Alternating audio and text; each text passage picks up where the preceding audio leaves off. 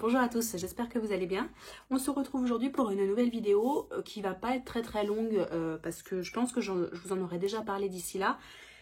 Mais je suis vraiment ravie parce que c'est un parfum que j'ai reçu pour test. C'est la nouvelle création que j'ai reçue de la maison Histoire de Parfum.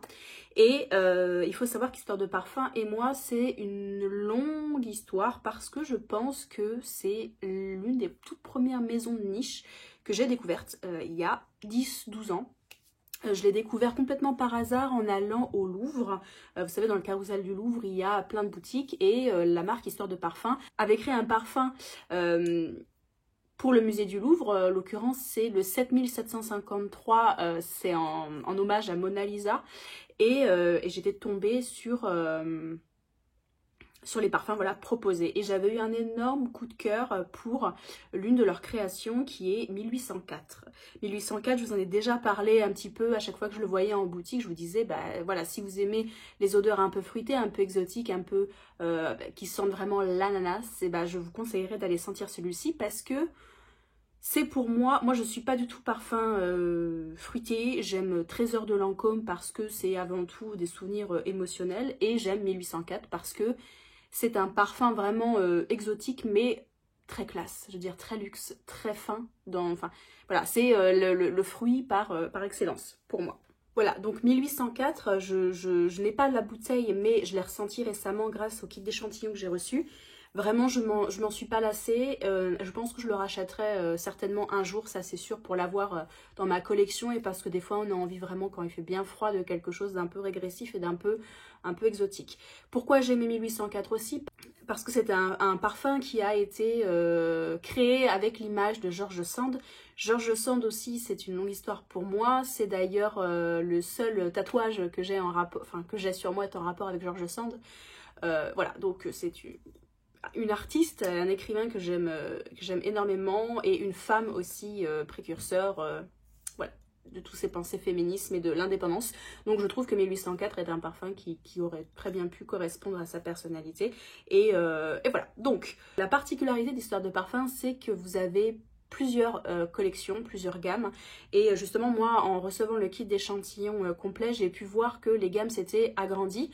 Moi à l'époque je ne connaissais que la gamme sur les personnages, donc vous avez une gamme personnage féminin, une gamme personnage masculin et en fait les noms des parfums ce sont des dates qui correspondent à l'époque de ce personnage.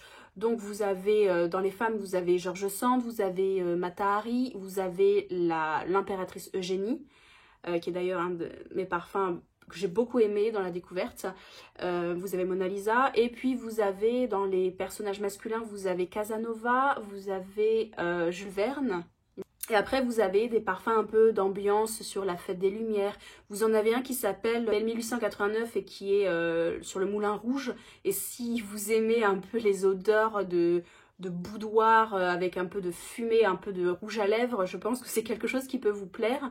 Et puis vous avez le fameux Ambre 114 qui est un parfum que mon homme adore et qui est un parfum à l'ambre vraiment très puissant, très beau, très beau avec une évolution magnifique.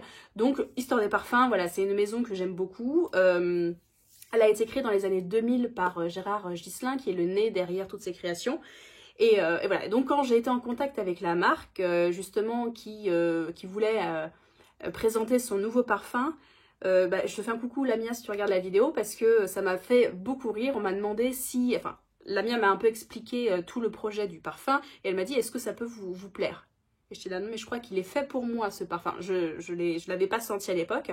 Mais le parfum c'est 1472 et c'est un parfum qui a été créé dans l'univers de Dante Alighieri, la Divine Comédie. Donc je pense que vous avez compris que ça ne pouvait en tout cas dans l'esprit que me plaire. Et j'adore le visuel. Je vais vous montrer ça parce que j'ai trouvé ça assez intéressant. C'est ce que je disais à Lamia. Je ne sais pas du tout à quoi m'attendre. Sur quel bout de l'histoire vous allez partir. Sur la composition, est-ce que ça va être plus enfer, plus paradis, est-ce que ça va être un mélange des deux, bref, donc quand j'ai vu le visuel, j'ai trouvé ça vraiment très intéressant, et en fait c'est un parfum qui va justement évoquer les deux côtés de l'âme humaine, c'est-à-dire quelqu'un qui peut être très bon et très mal, la gourmandise, le péché avec la pureté, donc Il y avait quelque chose à faire. On retrouve de l'ylang-ylang, on retrouve de l'encens. Du coup, dans le petit colis que j'ai reçu, j'ai eu 3 petits pots de matière première justement qui composent le parfum. Vous avez l'armoise, le jasmin sambac et le rhum absolu. Je me suis dit ces 3 notes, j'ai vraiment hâte de voir ça. Donc pour le visuel, regardez le flacon que j'ai reçu. Je vous montre un peu les détails. Donc tous les parfums, en tout cas, tous les parfums, enfin d'histoire de parfum, se présentent dans ce genre de contenant. J'aime beaucoup parce que c'est vrai que ce sont des contenants que j'ai pas vus forcément.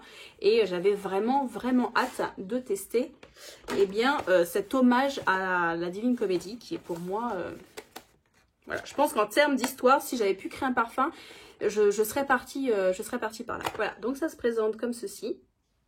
Donc vous avez un peu le détail des notes. Donc en note de tête, on a l'armoise, ylang-ylang, accord solaire. Note de cœur, jasmin, cannelle, encens et note de fond, benjoin, rhum, ambre. Voilà, donc ce que j'aime beaucoup aussi avec Histoire de parfum, je me suis fait la réflexion quand j'ai reçu les échantillons et le parfum, c'est qu'on nous donne un lot de touches. Et ça, les autres marques, prenez-en bonne note parce que c'est de pouvoir tester sur touche sans aller découper nous-mêmes les petits... Alors, c'est un parfum qui est au premier abord sucré. C'est quelque chose d'un tout petit peu acidulé, c'est très étrange. On sent vraiment une note acidulée, une note sucrée, et tout de suite derrière, vous avez ce côté fumé, encens qui arrive. Et je pense qu'il faut voir l'évolution parce que c'est assez surprenant.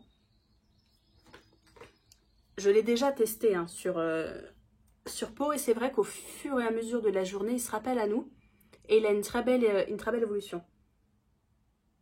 On a même un côté peut-être un peu dragé, un peu rhum dragé, ce serait l'accord que je donnerais pour lui. J'avais très envie de vous parler de ce parfum parce que forcément, moi, tout le visuel, tout l'univers, ça m'attirait beaucoup. Vous pensez bien qu'un parfum qui est relié à une œuvre majeure de la littérature italienne et même internationale, je ne peux que être intriguée par ça. Et c'est un parfum qui est très doux, et on voit vraiment justement la dualité. La dualité du côté sombre, un peu fumé, et la dualité du côté un petit peu péché de gourmandise, donc un petit peu de sucre. Non, il est très très très joli. La bonne nouvelle pour vous, c'est que la marque m'a proposé un code pour vous, si jamais vous êtes intéressé, pour découvrir 1472 ou pour découvrir les autres parfums de la gamme, les coffrets d'échantillons. Je vous inscris le code ici, vous le retrouvez également en barre d'infos. Voilà, n'hésitez pas à aller jeter un œil au parfum sur le site internet ou si vous les croisez en magasin parce que sincèrement c'est une très belle maison de niche. Voilà, comme je vous l'ai dit, je la connais depuis longtemps et puis j'ai pu voir un peu l'évolution, donc je suis très contente. C'est plein de bisous et je vous dis à bientôt pour une nouvelle vidéo. Ciao!